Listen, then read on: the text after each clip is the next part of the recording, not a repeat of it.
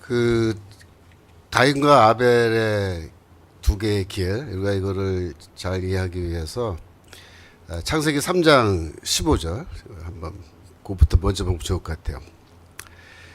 이 창세기 3장 15절의 이 말씀이 사실은 가인과 아벨 이야기의 그 배경이 되는 건데, 내가 너로 여자와 원수가 되게 하고 너의 후손도 여자의 후손과 원수게 되게 하리니 여자의 후손은 내 머리를 상하게 할 것이요 너는 그의 발꿈치를 상하게 할 것이니라 라는 하나님의 이제 말씀인데, 이 무슨 말이냐면은 앞으로 너희가 에덴 동산에서 쫓겨난 이후에 흘러가는 인간의 역사는 뱀의 후손과 여인의 후손 사이의 싸움이다 이겁니다. 이 말씀 속에 사실 구원의 약속이 들어있죠.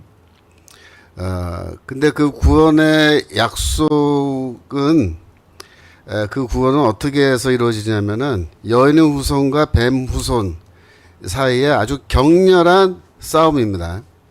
서로 머리를 밟고 막 발꿈치 상하게 하고 하는 이런 격렬한 싸움 후에 이 하나님의 구원이 너에게 임한다 이런 말입니다. 그래서 이 여인의 후손과 뱀의 후손은 어떤 관계냐면요, 한마디로 말하면 원수관계. 이 성경, 즉 창세기부터 요한계시록까지 전체 성경이 바로 이 주제로 되어 있습니다. 여인의 후손과 뱀의 후손 사이의 전쟁입니다. 전쟁, 싸움. 그래서 가인의 길과 아벨의 길이라고 하는 거는 그냥 뭐 두 인물이 아니고, 이거는 두 개의 인간형을 말하는 거예요. 인간형. 즉 아벨은 여인의 후손을 상징하고 가인은 뱀의 후손을 상징하는 거예요. 창세기 3장에서 이 말씀 딱 나오고 나서 4장으로 가면은 아담과 하와가 애를 낳았단 말이에요. 가인과 아벨. 둘이가 형제고 가족이죠. 가족이고 형제니까 사이좋게 잘 살았을까요? 아닙니다. 가인이 아벨 죽였어요. 서로 원수가 된 겁니다. 원수. 알고 보니까 가인은 뭐예요? 이 뱀의 후손 역할을 하는 거예요. 뱀의 후손. 그럼 아벨은 여인의 후손 역할을 하는 거죠. 그래서 창세기 3장 15절에 하나님 말씀 딱 나오고 4장으로 가면은 바로 아담의 가정에서부터 이 뱀의 후손과 여인의 후손이 치고받고 싸우고 이제 전쟁이 터지는 겁니다. 아벨이 죽고 나서 아담이 셋을 낳았죠. 창세기 4장에 가인의 족보 나오고, 창세기 5장으로 가면은 이제 아담의 족보인데 결국 셋의 족보예요. 셋의 족보. 그 족보가 쭉 간 다음에 노아에서 끝나는데, 노아는 어떤 인물을 상징할까요? 바로 아벨의 후손을 상징하는 거예요. 아벨의 길을 걸어가는 여인의 후손. 그러면 가인의 후손은 누구냐? 노아를 제외한 전체 인류가 다 그때 이 가인의 후손이에요. 이 뱀의 후손들이란 말이에요. 그러니까 하나님께서 어떻게 해요? 이 가인의 후손, 뱀의 후손을 싹 다 그냥 물로 심판해서 쓸어내 버린단 말이에요. 그러면 노아의 홍수가 있고 나서 뱀의 후손들이 다 그냥 제거됐으니까, 노아의 후손들만 이제 살게 됐으니까 아벨의 길을 걷는 이 후손들끼리 오손도손 아주 행복하게 잘 살았느냐? 그렇지 않아요. 그 노아가 이 아들 셋이 있었는데 그 중에 또 뱀의 후손이 나타나는 거예요. 그래서 셈, 함, 야벳 이렇게 있었잖아요. 창세기 9장 가시면은 22절, 9장 22절. 거기에 이제 노아가 포도 농사 져가지고 포도주를 마시고 술에 좀 취해가지고 이제 장막 속에 벌거벗어 있는데, 그 함이 그 아비의 하체를 보고 그죠? 밖에 나가서 두 형제에게 구했죠. 그때 23절 보면은 셈과 야벳은 어떻게 했어요? 옷을 들고 뒷걸음질 쳐서 들어가서 아비의 하체를 덮어서 그들은 아비의 하체를 보지 아니하였다 그랬습니다. 그러니까 함은 아비의 하체를 봤는데 그게 뭐냐면 불경한 짓을 한 거예요. 그래서 그 아들 셋 가운데 가인의 길을 걸어가는 이 뱀의 후손이 또 등장한 거예요. 셈과 야벳은 보지 않았다 그랬어요. 뭐예요? 이게 아벨의 길을 걸어간 거예요. 여인의 후손의 길을. 여기서 인류가 또 두 개로 갈라지는 겁니다. 그래서 또 이 뱀의 후손들이 가인의 길을 걷는 인간들이 뭐 해요? 이 바벨탑 쌓는 거예요. 바벨탑. 그래서 하나님이 또 심판하시고 그래서 인류를 어느 혼돈으로 흩어버리는 이런 일이 벌어지는데 이게 뭘 말하는 거냐면 계속해서 인간의 역사 속에는 아벨로 상징되는 그런 인간형과 가인으로 상징되는 그런 인간형이 나타나는데 이 두 인간들은 계속 충돌하고 싸우고 하나님은 결국 이 가인의 후손들은 심판하시고 아벨의 후손, 아벨의 길을 따르는 그쪽에서 인물을 이제 선택하셔서 인류를 구원으로 인도하신다는 건데 이거는 계속해서 이 뱀의 후손과 여인의 후손이 서로 싸우는 그 모습을 보여주는 거예요. 마태복음 10장으로 가시면 마태복음 10장 34절 예수께서 아주 의미심장한 말씀을 하세요.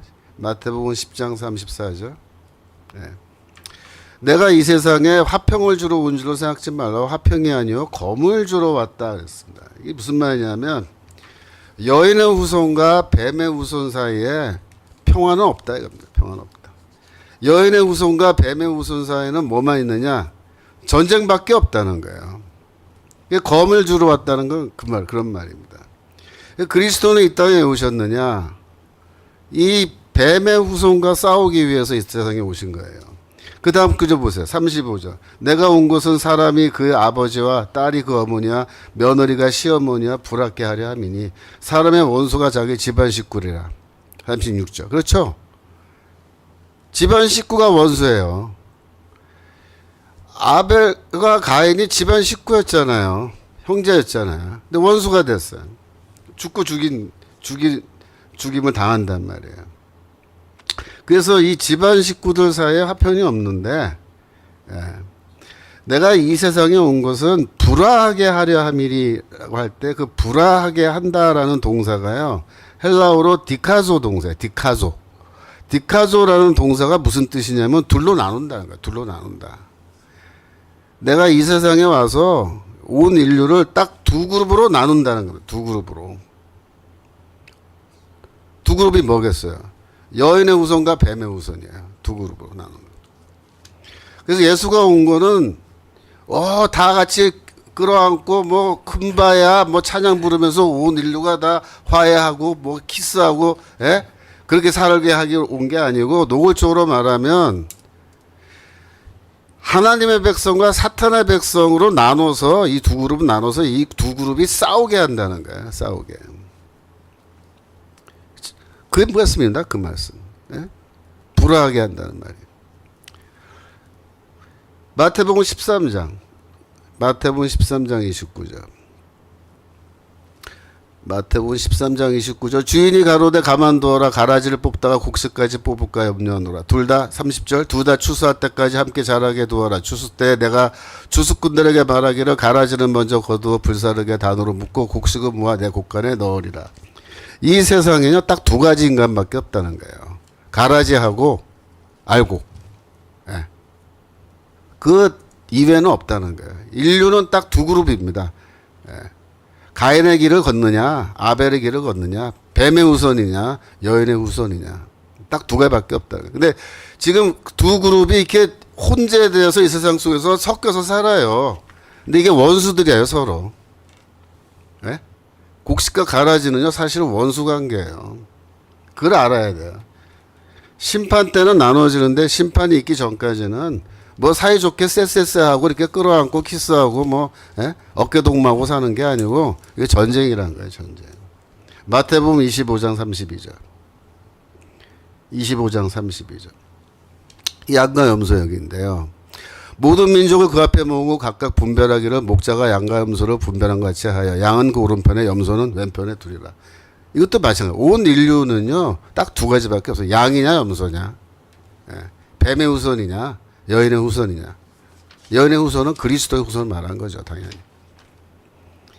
양과 염소는요 이 세상에서 이렇게 사이좋은 관계 아닙니다. 왜? 뱀의 후손과 여인의 후손인데 어떻게 사이좋게 살아요. 마태복음 13장 47절. 마태복음 13장 47절. 여기서 물고기 비유인데요. 천국은 마치 바다에 치고 각종 물고기를 모으는 그물 같으니 그물이 가득함에 물가로 끌어내고 앉아서 좋은 것은 그릇에 담고 못된 것은 내어버린다. 나쁜 물고기가 있고 좋은 물고기가 있는데 지금 여기 바닷물 속에 막 섞여서 왔다 갔다 하지만 종말 때는 딱 갈라진다는 거예요. 뱀의 우선이냐 여인의 우선이냐, 아벨의 길을 걸었느냐 가인의 길을 걸었느냐, 딱 갈라지는 거예요. 그 전까지는 어떻게 이 세상에서 서로 원수가 돼서 싸우는 거예요. 시어머니가 며느리와 불화하고, 그죠? 뭐 아버지와 아들이 불화하고 이러는 거예요. 로마서 11장 3절. 바울도 똑같이 얘기합니다. 주여 저희가 주의 선지자들을 죽였으며 주의 제단들을 헐어버렸고 나만 남았는데 내 목숨도 찾나이다가, 이게 엘리야 선지자가 이렇게 하나님 앞에 이제 얘기하니까 4절 저에게 하신 대답이 뭐냐, 내가 나를 위하여 바알에게 무릎을 꿇지 아니한 7,000명을 남겨두었다. 이 7,000명이 누구겠어요? 이게 여인의 후손들이에요. 아벨의 길을 걷는 자들. 그런즉 이와 같이 이제도 은혜로 택하심을 따라 남은 자가 있다.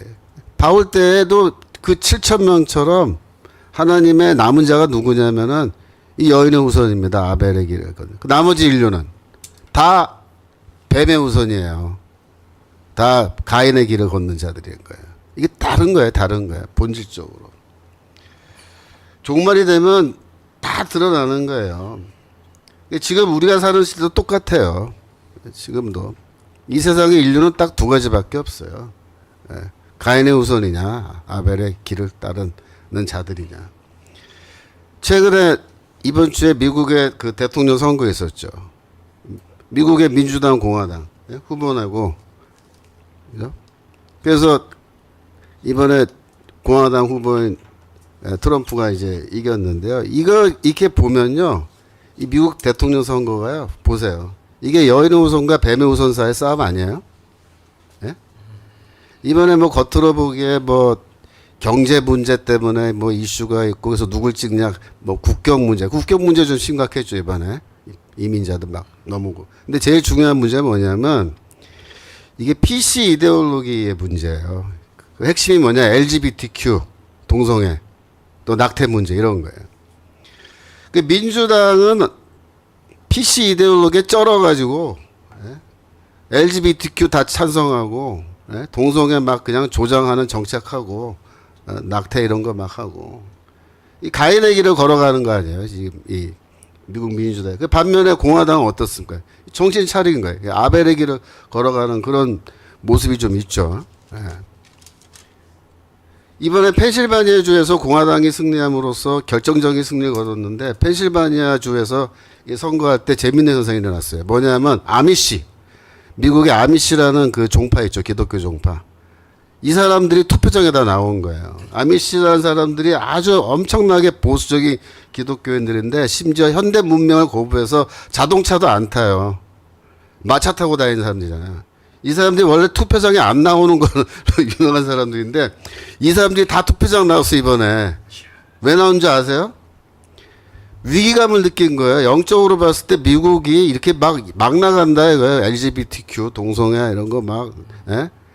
더 이상 이렇게 나가면 위험하다 이게. 그러니까 우리라도 나가서 선거에서 공화당 찍어서 이거 막아야겠다. 그래가지고 펜실바니아에서 트럼프 승리한 겁니다.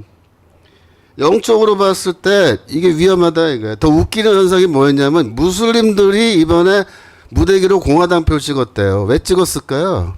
무슬림들이 보기에도 이게 미국 문화가 너무 세속화되고 너무 엉망진창으로 간다는 거예요. 아니 성인도 안 된 이 미성년자애들한테 너 여자라고 생각해 남자라고 생각해 물은 다음에 여자가 남자라고 생각하면 너 수술 받아라고 거기 지원금 주고 말이야. 법적으로 다 할 수 있게끔 캘리포니아 그렇게 법을 만들었대. 그러니까 전부 다 그냥 부모들이 깜짝깜짝 놀라가지고 캘리포니아에서도 이번에 공화당 편 무지하게 많이 나왔어요. 물론 민주당이 이기긴 했지만. 여러분 이번 공화당 승리할 때 어젠다 47이라고 이거 공화당의 트럼프 공약집에 뭐라 그랬냐면, 트럼프가 이렇게 말해요. 현재 미국에 대한 가장 큰 위협은 러시아가 아니다. 다름 아닌 우리들 자신이다. 이게. 여러 끔찍한 것들이 있다. 그것은 급증한 불법 이민과 국경 소멸, 가족 붕괴, 하나님은 없애버리고 성과 환경을 받드는 좌파주의 글로벌리스트다 이렇게 말했어요. 이번에 공화당이 대놓고 우리는 동성애 LGBTQ 이런 거 가족 붕괴하는 거 이거 싸울 거다.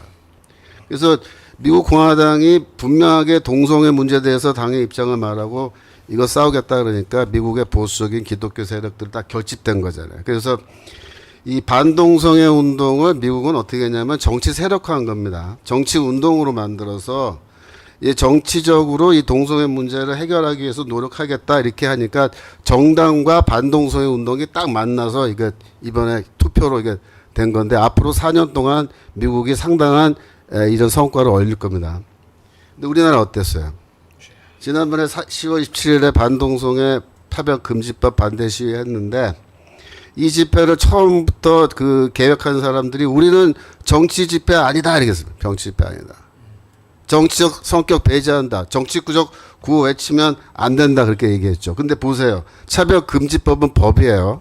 법은 누가 만들어요? 국회에서 정당이 만듭니다. 어떤 정당이 차별금지법 지금 만들려고 해요? 민주당이랑 정의당이라고요. 지금까지. 근데 정의당은 숫자가 얼마 안 돼가지고 맨날 민주당 의원들이 거기에 발의를 함께 해가지고 도와줘서 이게 상정되는 거예요. 지금까지 수차례 통과하려고 시도했죠. 그런데 차별금지법 반대 시하면서 우리는 정치적으로 중립이다? 이게 자기 모순적인 태도잖아요. 이게 말이 안 된다고요. 이거 막으려면요, 미국처럼 해야 되는 거예요. 정당을 동원해서 정치적으로 접근해야 막을 수 있습니다. 국민의힘 뭐 동원하든지 뭐 국민의힘이 안 되면 우리 지난번에 자유통일당 같이 동성애 반대 입장 명확하게 밝힌 정당을 좀 지지하고 밀어주든지 이렇게 해야 이게 해결되는 거예요. 반동성애 세력 안에요. 이 좌파도 있고 우파도 있어요. 무슨 말이냐면 반동성애 운동한 사람들 중에 상당수가 민주당 찍는 사람들이라는 거예요. 그 사람들 눈치 보느라고 반동성애 비판하면서 거기에 나와서 민주당 비판 한마디도 안 한 거예요. 이게 무슨 말인지 알아요? 이 뱀의 후손과 여인의 후손은 원수관계라고 여기 성경에 나와 있어요. 미국처럼 이거 원수관계라고 딱 못 받고 치고받고 싸워야 돼요. 그래야 이길 수 있는 거야. 이거 해결할 수 있는 거야. 뱀의 후손들 눈치 보느라고 그 뱀 대가리 노릇하는 이재명이 축복기도나 해주고 자빠져 있으니까 이게 말이 안 되잖아요. 그런 식으로 하면 차별금지법 못 막습니다. 그래서 우리가 이번 미국 선거 보면서 한국 저기 반동성애 하는 사람들이 교훈을 받아야 돼. 이거 정치 운동을 해야 됩니다. 동성애 막으려면. 그래서 하여튼 성경에 분명히 말합니다. 이 아벨의 길을 걷는 인간과 카인의 길을 걷는 이 사람은 원수관계예요. 예. 하나님께서 예수님께서 둘로 나눈다고 하셨잖아요. 이게 양과 염소는 같이 할 수가 없어요. 어떻게 같이 합니까? 이게 전자이고 투자입니다. 여기까지 하겠습니다.